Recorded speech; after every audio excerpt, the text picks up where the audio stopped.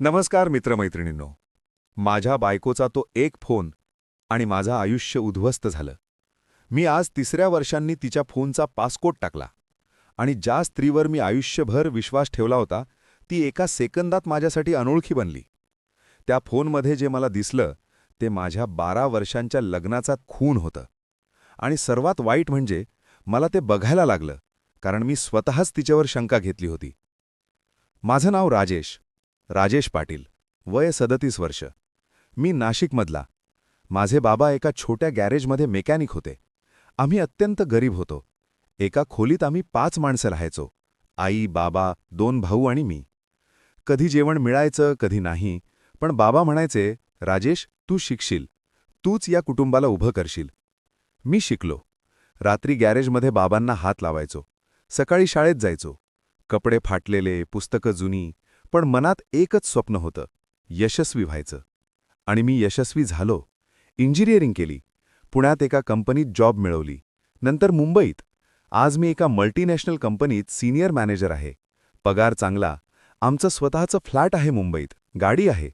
बाबांचं कर्ज फेडलं. भावांना शिकवलं. आणि 12 वर्षांपूर्वी मी लग्न केलं, मेघा या मुलीशी. मेघा, माझ्या आयुष्यातली सर्वात सुंदर व्यक्ती. नाशिकमधलीच.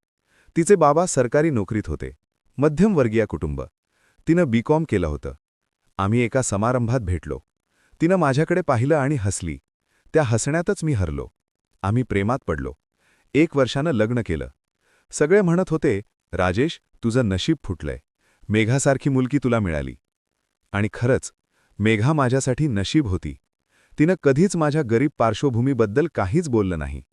माझ्या कुटुंबाला तिनं पूर्ण आदरानं स्वीकारलं. आम्ही मुंबईत सेटल झालो. तिनं टीचिंगची जॉब घेतली. आमची 2 मुलं झाली, आद्या आणि अर्णव. आद्या आता 9 वर्षांची, अर्णव 6 वर्षांचा. माझं आयुष्य परिपूर्ण होतं. पण गेल्या 6 महिन्यांपासून काहीतरी बदललं होतं. मेघा बदलली होती. गेल्या वर्षी मेघानं तिची जॉब सोडली. तिनं सांगितलं, राजेश, मला मुलांना अधिक वेळ द्यायचा आहे. तुझा पगार चांगला आहे. मी जॉब सोडते. मला कोणताही आक्षेप नव्हता. मला वाटलं चांगलंच आहे. मुलांना आईची गरज आहे. पण नंतर काही गोष्टी मला अस्वस्थ करू लागल्या. मेघा खूप वेळ फोनवर घालवायला लागली. कधी हसत बोलायची, कधी खोलीत जाऊन दार बंद करून बोलायची. मी विचारलं, कुणाशी बोलतीयस? माझ्या मैत्रिणीशी, कॉलेजमधल्या. ठीक आहे, मी पटलो. पण मग तिचा मेकअप करायचा ट्रेंड वाढला. रोज सकाळी तयार होत असायची. नवीन कपडे घ्यायची. मी म्हटलं, मेघा, तू खूप सुंदर दिसतीयस. ती हसली, थँक्यू. पण तिच्या डोळ्यात ते पूर्वीचं प्रेम नव्हतं. मग एक दिवस मला तिचा फोन सोफ्यावर पडलेला दिसला. मी उचलला. स्क्रीन चालू झाली. तिथं एक नोटिफिकेशन होतं, मिसिंग यू ऑलरेडी. मेसेजच्या सेंडरचं नाव नव्हतं, फक्त एक नंबर होता. माझं हृदय धडधडलं. मी मेसेज वाचायचा प्रयत्न केला, पण फोन लॉक्ड होता. पासकोड लागणार होतं. मेघा किचनमधून आली. काय झालं? मी फोन तिच्याकडे दिला. तुझा फोन. तिनं घेतला. काहीच बोलली नाही. त्या रात्री मला झोप लागली नाही. दुसऱ्या दिवशी मी ऑफिसमध्ये बसलो होतो, पण मन काममध्ये लागत नव्हतं. मला वारंवार तो मेसेज आठवत होता, मिसिंग यू ऑलरेडी.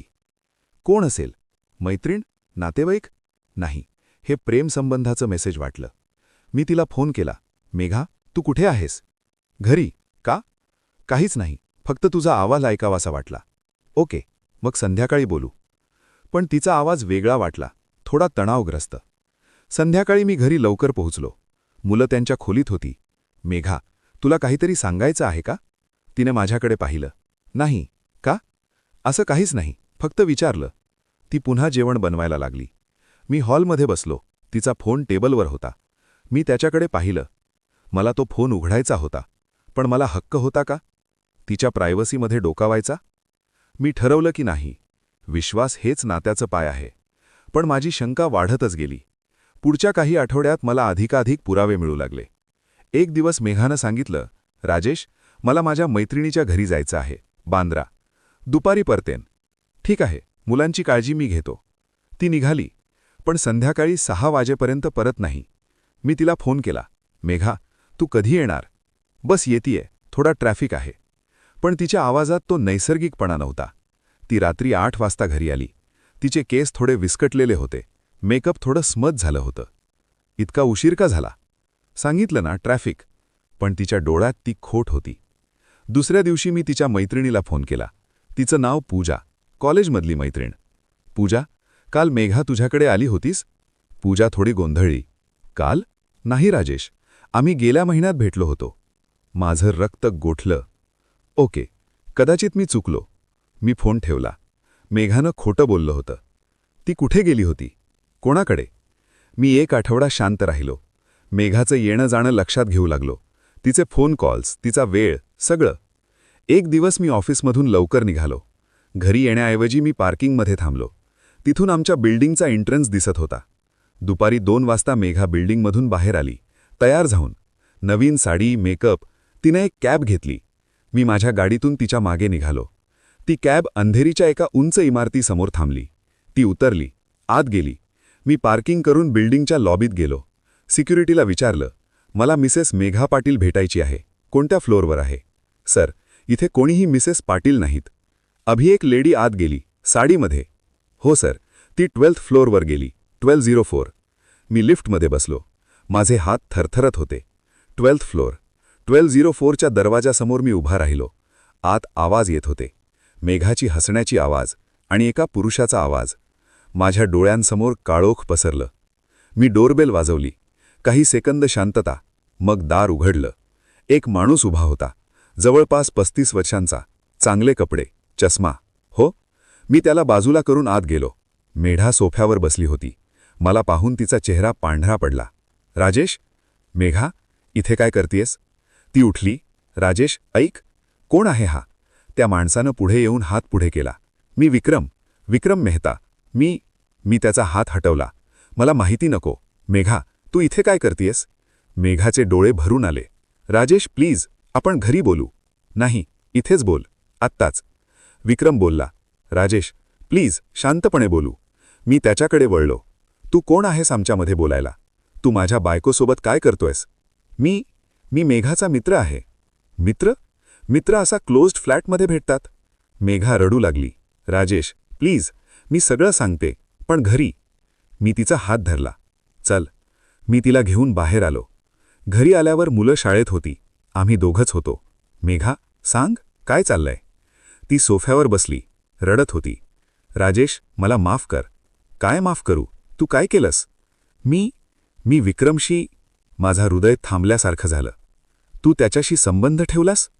तिनं डोकं खाली घातलं. उत्तर दिलं नाही, पण तिची शांतता हेच उत्तर होतं. मी खुर्चीवर बसलो, डोकं हातात घेतलं. 12 वर्ष मेघा, 12 वर्ष आम्ही एकत्र होतो. मी तुझ्यासाठी काय केलं नाही? मी तुला कधी कशाची कमतरता होऊ दिली? नाही राजेश, तू खूप चांगला पती आहेस. मग का केलंस हे? ती उत्तर देऊ शकली नाही. त्या रात्री मी तिच्या फोनचा पासकोड विचारला. मेघा, तुझा फोन द्या, पासकोड सांगा. ती घाबरली. राजेश, प्लीज, पासकोड, आत्ताच. तिनं हलत्या हातानं सांगितलं. 0409. आमच्या लग्नाची तारीख 4 ऑक्टोबर 2013. मी फोन उघडला. व्हॉट्सॲपमध्ये गेलो. विक्रमशी तिचे मेसेजेस होते, शेकडो. मी स्क्रोल करू लागलो. I love you Megha. You are the best thing that happen to me. I miss your touch. When can we meet? Last night was amazing. I can't stop thinking about you. आणि photos, तिचे photos, intimate पोजेसमध्ये. माझ्या डोळ्यांसमोर जग फिरू लागलं. मी phone खाली फेकला. 12 वर्षांचं लग्न मेघा, 2 मुलं, आणि तू हे केलंस? ती फक्त रडत होती. त्या रात्री मी घराबाहेर पडलो. रस्त्यावर चालत राहिलो. कुठे जातोय माहीत नव्हतं. माझं डोकं फिरत होतं. 12 वर्ष मी तिच्यासाठी जगलो. गरिबीतून बाहेर काढलं स्वतःला, तिला सुखी ठेवण्यासाठी. आणि तिनं हे केलं. मला रडू आलं. रस्त्याच्या कडेला बसलो. रडलो, जोरजोरात रडलो. लोकं पाहत होते, पण मला काळजी नव्हती. माझं आयुष्य संपलं होतं. राजेशच्या आयुष्यात आता काय होणार? तो मेघाला माफ करेल का? त्यांची मुलं? विक्रम कोण आहे खरं तर? आणि मेघानं हा निर्णय का घेतला? कथेचा पुढचा भाग लवकरच येईल.